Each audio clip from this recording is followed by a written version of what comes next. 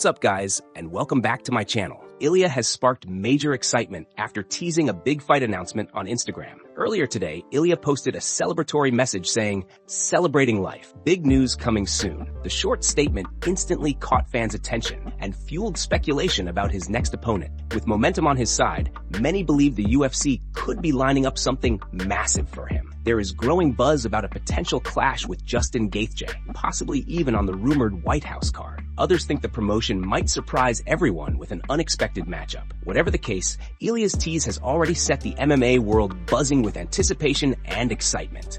And before we continue, make sure to leave a like on the video and subscribe to help support the channel.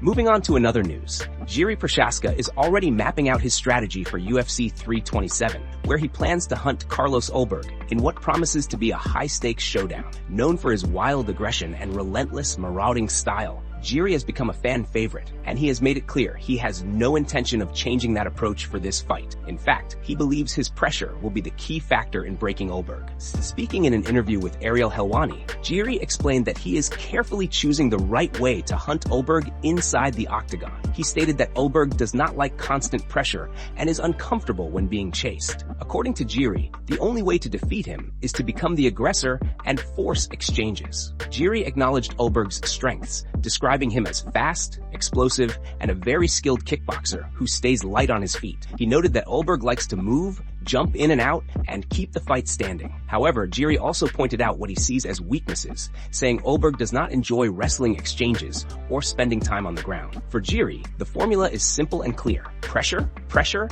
and more pressure. Moving on to another news. Arman recently spoke about his next UFC fight during an appearance on Ariel Helwani's podcast. He revealed that he has already had discussions with Hunter Campbell and received multiple offers from the UFC. According to Arman, they presented several options, including potential title fights. The most appealing scenario for him is a shot at the lightweight title at 155, possibly scheduled for September or October. When asked whether it would take place before or after Justin's upcoming situation is resolved, Arman indicated it would likely happen after Justin. He seemed calm about the timeline and said he does not mind waiting. In the meantime, he plans to stay active by focusing on wrestling and sharpening his skills. Arman also mentioned that different weight classes were discussed, including 170, 145, and 155, showing the promotion is giving him serious opportunities. Moving on to another news, Conor McGregor was recently spotted speaking with a young reporter outside his restaurant and shared an update on his fight plans. During the brief interview, Conor revealed that he is currently in negotiations with the UFC to schedule a fight this summer. He mentioned that the bout could take place at the White House event or somewhere around that time frame. Conor confirmed that he is actively working with the promotion to finalize the details, signaling that fans can expect his return to the octagon in the coming months. Excitement is building as the summer approaches. Moving on to another news, Justin Gaethje recently shared his prediction for a potential showdown between Islam and Ilia during a live stream. When asked who he believes would win the matchup, Gaethje didn't hesitate and leaned toward Islam. The host pressed him on the choice, joking that he only agreed because they share the same faith, not because of past performances. Gaethje laughed it off and admitted he might be a little biased. He even joked that he sometimes bases opinions on UFC 5 stats, mentioning Ilia's powerful punch rating in the game. Still, his official pick remained Islam, confident and straightforward. Moving on to another news,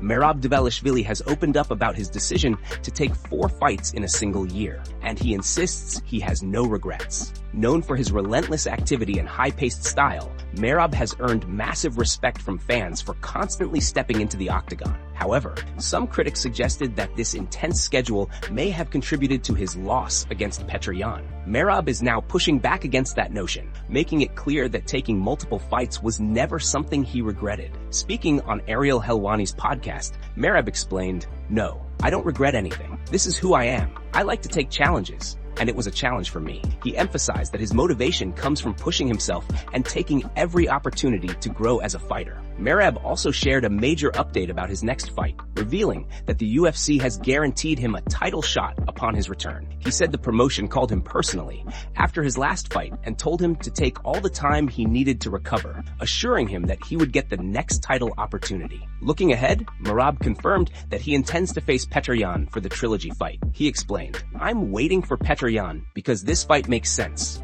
We're 1-1. I beat him in 2023, and he beat me in 2025, opening me up good. Now, we both have good time to prepare, and I want to challenge myself to see who's going to win the trilogy. It's worth the wait. And after this fight, we move on. Merab's focus is clear. He is determined to finish the trilogy with Yan, and he won't entertain other opponents before settling the score. His confidence, discipline, and dedication to the sport make it evident that he is ready to make history and cement his legacy in the division. Fans can expect an intense showdown when Merab steps back into the octagon for this highly anticipated trilogy fight. Moving on to another news, Jiri Prochazka has reacted to Alex Pereira vacating the light heavyweight title, and he made it clear that their rivalry is far from over. Although Pereira defeated Jiri twice and is now moving up to heavyweight, Jiri still believes their story is not finished. Despite holding an 0-2 record against him, Jiri remains confident that their paths will cross again. Speaking during an interview with Ariel Helwani, Jiri said he was not surprised by Pereira's decision to give up the belt. He called it a gentleman's move,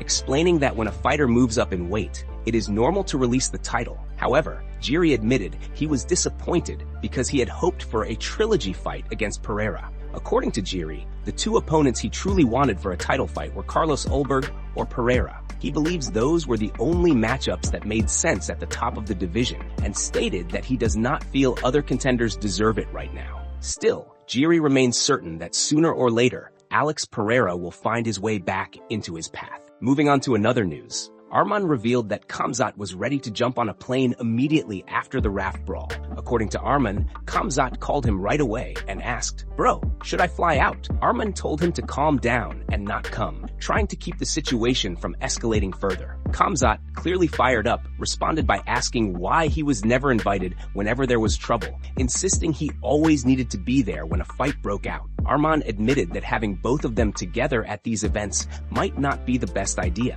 especially when tensions are already high and emotions are running wild. Moving on to another news. Aljamain Sterling recently expressed his frustration with how the UFC has handled his career, and his coach, Ray Longo, fully supports his sentiments. Aljamain's recent rant shed light on his feelings that the promotion is effectively freezing him out, limiting his opportunities, and not giving him the fights he deserves. According to Longo, Aljamain's anger is completely justified. That's a little edgier than Aljo's character. No, he's pissed. He should be pissed. They're freezing the guy out, Longo said, adding that Aljamain is at the age of 36 and still wants to compete against top contenders. Longo elaborated that Aljamain should absolutely be in the conversation for big fights, even if he might not be the very next title contender. He acknowledged that Aljamain lost to Evloev and that others like Lerone Murphy have been extremely consistent, arguably more consistent than anyone besides Evloev. Those fighters are likely to receive the next shot, but Longo emphasized that Aljamain comes right after them and deserves recognition. Longo praised Aljamain's willingness to take on any opponent, whether it's Gene Silva, Yair Rodriguez, or any fighter with a big name. He said that Aljamain's name should absolutely be in the discussion, but unfortunately, the promotion is holding him back, likely because they fear he would win. Aljamain's frustration stems from the fact that he rarely gets to choose his opponents, despite almost never turning down fights offered to him. It has been a while since he has been presented with meaningful matchups, and he feels the lack of movement from the UFC is preventing him from being part of title contention talks. Longo pointed out that Aljamain's drive to compete and face top fighters demonstrates his dedication and competitive spirit. Despite the challenges, Aljamain remains committed to proving himself. He continues to seek fights, maintain his readiness, and push for recognition within the division. Longo's support highlights that Aljamain is not only fighting opponents, but also fighting for his place in the UFC hierarchy. The situation underscores the tension between the fighter and the promotion, and Aljamain's determination shows he will not sit idle while opportunities pass him by. His passion and resilience make it clear that he is ready to reclaim his spot among the top contenders and demand the fights he rightfully deserves. Moving on to another news. Arman has finally broken his silence about the chaotic Raft Brawl that grabbed headlines last week. There was massive buzz surrounding his matchup with Georgio Poullas, especially given Arman's history of heated pre-fight moments. In the lead-up, Georgio made it clear he would not back down and would retaliate if things got physical. As many saw, the match eventually turned sour and a large-scale brawl erupted. Now, Arman insists the situation was not his fault and claims Georgio was the one who escalated it. According to Arman, he waited until the wrestling exchange was officially over before reacting. He explained that once he secured the wrestling win and heard the whistle, he felt that was the moment to respond. He said he wanted to make sure he had already earned the victory before doing anything, because acting earlier could have jeopardized the result. Arman also accused Georgio of repeated fouls during the match. He claimed that Georgio slapped him nearly 20 times,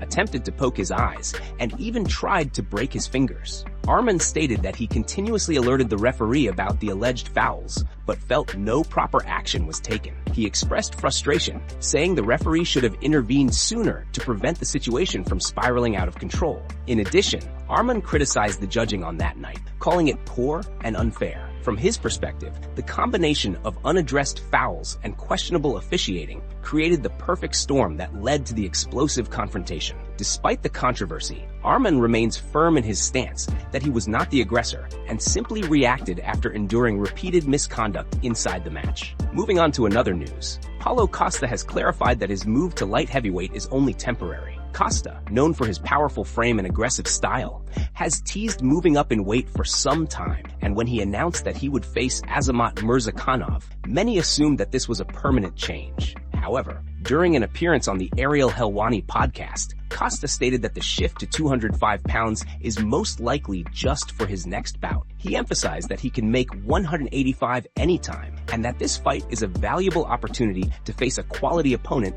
while keeping his long-term plans flexible. Costa also revealed that a victory at UFC 327 could position him for a high-profile matchup against Khamzat Chimaev, a fighter he has openly expressed his dislike for. He believes that defeating Azamat would strengthen his standing in the division and potentially set up a return to middleweight for a showdown with Khamzat. Or alternatively, he could meet him again at light heavyweight. Costa said, "He's a champion right now. I think after I get victory against Azamat, I can come back to middleweight to fight him or wait for him at 205 pounds. This statement highlights his strategic approach, showing that he is willing to temporarily move up in weight to gain momentum and then make calculated decisions about his next fight. While the light heavyweight bout is exciting for fans, Costa's ultimate focus remains on re-establishing himself as a top contender in middleweight. His plan combines flexibility, timing, and targeted victories to ensure he stays relevant in the championship picture, while also keeping the door open for high-stakes matchups that can elevate his career even further. Moving on to another news, it was officially revealed last night that Arman will rematch Georgio Poullas at the highly anticipated Brazil card on March 11th. The announcement surprised many fans, especially considering how recently their first clash ended in chaos. This sets up a very quick turnaround, with the rematch scheduled to take place as soon as next week. The rules for this bout will also be different. It has been confirmed that the contest will be submission only and last for 10 minutes, which adds an interesting twist to the rivalry. After the bad blood and the heated brawl that followed their previous encounter, tensions are expected to be even higher this time around. With pride, unfinished business, and plenty of emotion involved, this rematch promises to be intense from the very first second until the final whistle. Moving on to another news, talk continues about Alex Pereira's next move now that he has officially vacated the light heavyweight title and appears set on competing at heavyweight. So far, there has been no official announcement regarding his debut in the new division. Naturally, the most obvious possibilities being discussed are a massive showdown with Jon Jones